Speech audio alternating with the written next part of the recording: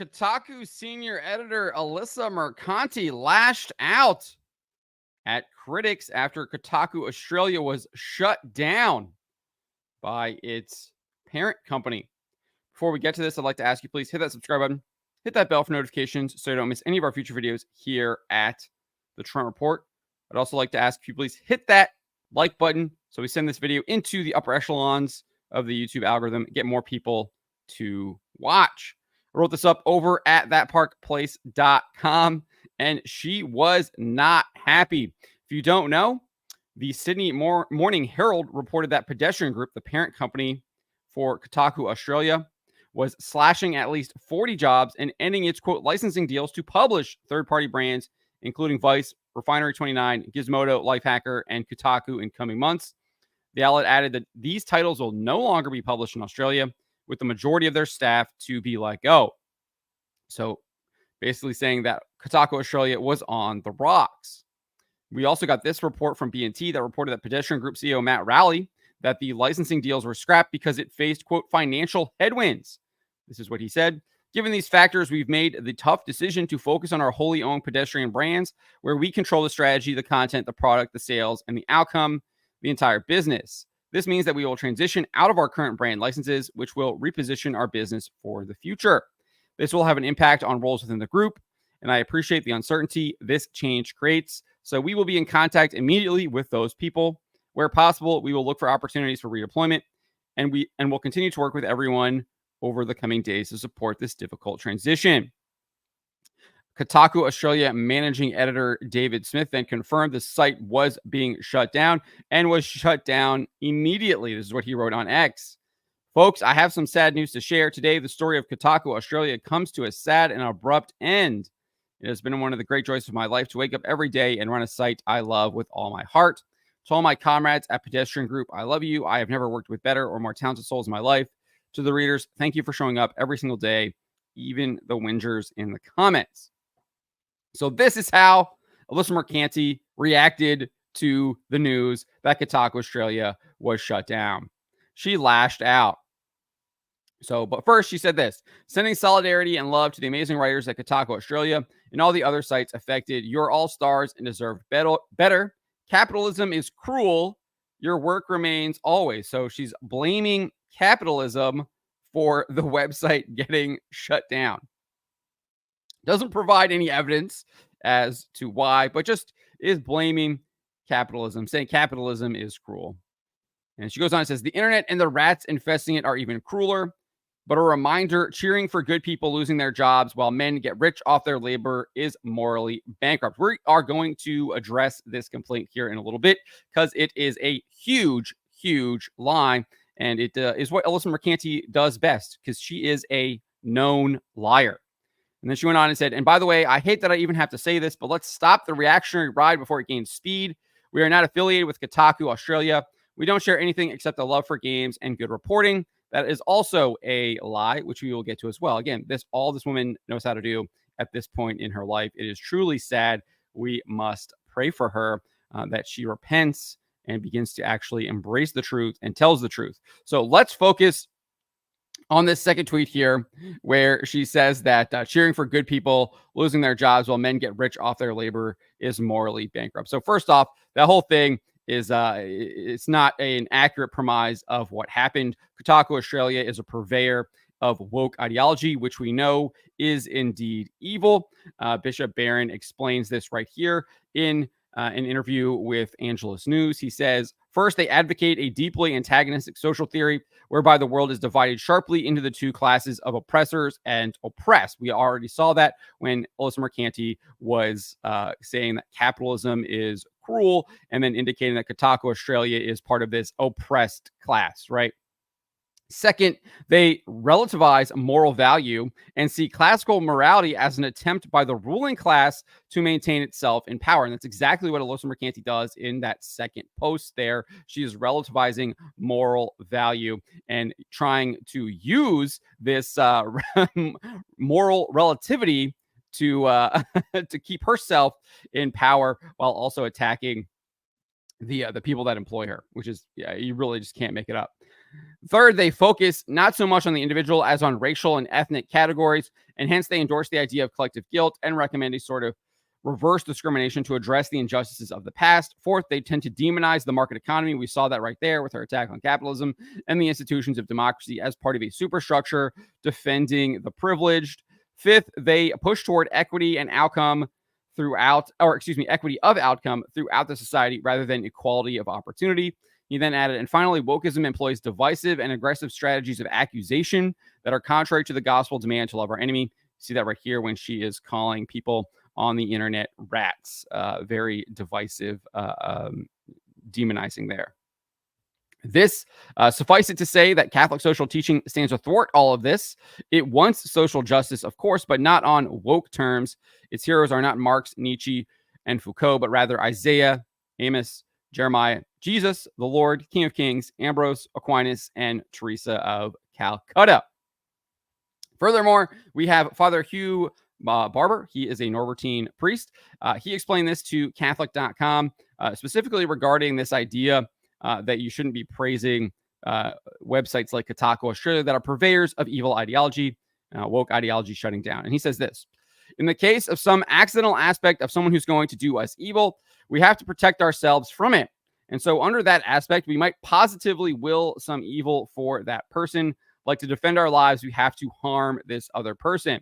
He adds, self-preservation against those who would do evil to us is a form of self-love without which you can't become their friends. So obviously, he's talking about Christ's commandment to love our neighbors.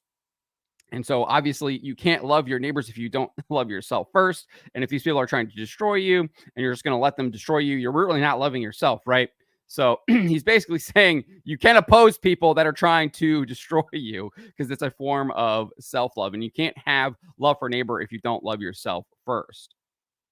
And that's a lot of what woke ideology tries to do, right? It tries to get you to hate yourself. You see all of these hate yourself, hate your family members, etc. You see a lot of stories coming out now about children turning in their parents to the authorities for their perceived evil political activities, which is just absolutely disgusting because the political activities their parents are engaging in are not evil whatsoever. The evil action is actually being undertaken by the children. That goes back to what Bishop Barron says, is that they relativize morality. And then Father Barber here goes on and he says this, that we should heed Christ's call to love our enemies, and we do this by praying for them. This is how he explains it. So love your enemies, pray for those who persecute you. He explains, we have to reach out and take the initiative to love those who are enemies, who have harmed us. Now, our Lord, in giving prayer as the first way of doing this, frees us from any excuses or self-deception, because that's the one thing we can always do for someone who's hurt us is pray for them, pray for their well-being. And that's exactly what we should do for people like Alyssa Mercante. So we can indeed cheer for the destruction of Kotaku because it is indeed an immoral website pushing immoral ideology, trying to destroy people. It is trying to destroy us. It is an attack on us as moral, upright, good gamers, and they were trying to attack us. So it is good to see them fail. But that doesn't mean that we shouldn't be praying for people like Alyssa Mercante. We definitely, indeed, should. That is exactly what we should be doing. A great picture there of King David, who also prayed for his enemies as well. And then, obviously, Christ's example on the cross, forgive them, Father, they know not what they do. Clearly praying for the people that were murdering him. So, just to point out a little bit of a contradiction here, hypocrisy from Alyssa Mercante as well. Remember, she had no problem celebrating my fellow YouTuber friend Smash JT's website getting shut down. She posted this to X at the end of May after Wix took the site down after a coordinated attack from Second Wind editor-in-chief Nick Calandra. And she posted this, "Oop, website not detected." Huge shout out to Nick Calandra, who reached out to Wix about the site and consistently followed up. Clearly, they agreed that he was engaging in targeted harassment, among other things. She added, "This is a great precedent, a great sign that there are people and places on the internet who know targeted harassment and cyberbullying when they see it." So that was her initial reaction, clearly cheering that Smash JT's website that features a page called Kotaku Detected on there was shut down at the time. Obviously, Smash JT would work with Wix, get the site back up, and it is back up and running. It only took about a weekend. I think it was a holiday weekend when they got it took down, but they put it back up, and he didn't actually change anything. But she was cheering when Smash JT's website was shut down by Wix. So a little bit of a contradiction, hypocrite here, and obviously her cheering would be immoral given the fact that what Smash JT is doing is not promoting woke ideology or promoting any kind of evil. He's actually just exposing the people who are purveying in that woke ideology and corrupting the video game industry and trying to push that woke agenda. So let's go on to her next claim that Kotaku Australia is not associated with Kotaku. This is clearly a lie as well. Pedestrian Group was clearly licensing the name of Kotaku to use in Australia and was thus associating itself with Kotaku. Like if you're using the company's name and you're paying for it, you are in an association with that website. Like that's just how that works. So she's just, again, just absolute gaslighting there, just trying to dupe people into believing the most absurd lies. It's just kind of wild how blatant her lies are and how obvious they are. It is kind of pathetic, but again, must pray for her. On top of that, Kotaku was clearly syndicating articles on Kotaku Australia. There's an article that Ethan Gach just wrote. It's time to jump into one of the longest running Japanese RPG series out there. And it was published on Kotaku and then syndicated on Kotaku Australia. The same article is there. And there's a number of other articles that you can go through, but just giving that one example there. If you want to click through and see that, I'll have the link in the description below as always. So clearly, they are associated with each other. The name itself is a clear indication of that. This is like IGN saying that they aren't associated with IGN France. Like, yes, you are. You totally are. So then following these lies, we got her really lashing out here. And she says, you have no idea what journalism is. Your websites look like they're from 2001. They're riddled with typos. You use yourselves as a source for stories. You have an internet connection and a webcam and think you have something worthy to say. You don't. We could set my Nana up with a Razer Kio in her care home and she'd make more coherent crap.